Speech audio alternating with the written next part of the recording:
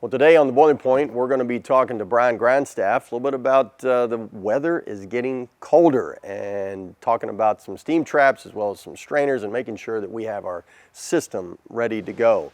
Now, before we do that, go out, like our YouTube videos, share those YouTube videos for us, whether it's on Facebook or LinkedIn or Twitter or whatever it is. Please share those videos. But today on The Boiling Point, we'll be talking to Brian Grandstaff.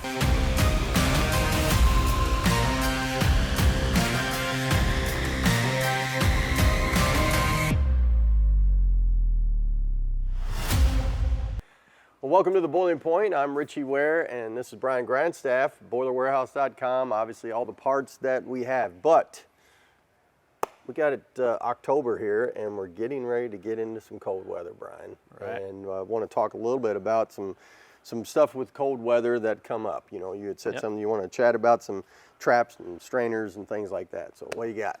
Yeah, so for us, we're kind of in the middle of the country of the climate. You know, it's not really cold yet in October, but it's coming around the corner. Sure. Some people should probably already be doing these things, but you know, with the heating season coming, if you're a process customer, you probably need to be doing these year round to make sure that you keep your steam efficiency. But going into the heating season where the temperatures are dropping outside, it may be even more important for people that have equipment outside to do some of these things. Sure. One of the things I wanted to talk about was you know, just steam tracing in general. Right. You know, some people have equipment outside.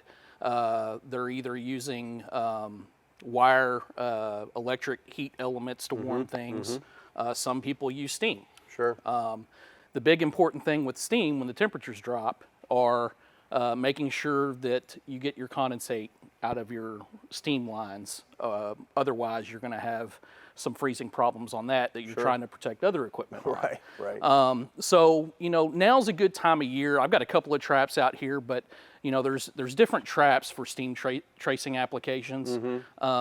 Now's a good time of year to make sure, hey, are your traps functioning? Sure. Make sure that condensate is getting out when it needs to, that it's not backing up.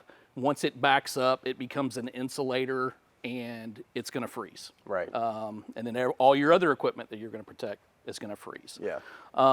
Is it like a get it to, you know, 0 before it freezes, or is this, hey, 28 degrees and you're in Oh yeah, I mean, trouble? 32 degrees is freezing temp. Yeah, right. So you get to that temperature, it's going to freeze. Okay, all right. So, and you know, in some scenarios, you might be a little bit warmer than that, but the wind, yeah, you know, kind of drops you, and that's a real thing where you need to be there before the temperature drops.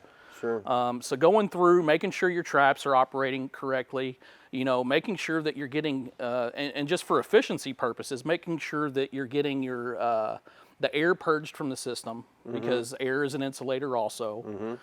Making sure your strainers, got a strainer right here, making sure your strainers aren't clogged, you know, because that's another way that flow can get backed up and back up into things where you don't get that flow moving through there, it's going to freeze. Yeah. What are some ways like that you check the traps? How do you actually see if they're working or not?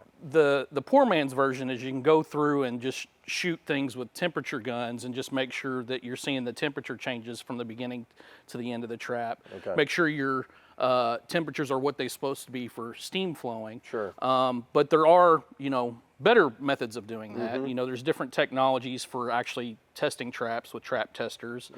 Having a service company that does testing, like we do, come in, do a trap survey, make sure, you know, they'll log all the traps, what their failed state are, you know, and basically give you the whole map of your whole steam system and tell you which ones are failing. Sure. And people may not know, but traps fail quite frequently. I mean, the industry standard, according to the Department of Energy, I think something like 20% of steam traps fail a year. Oh, wow. So that's a huge number. And if you haven't been checking that, who knows where you're at in that process. Sure.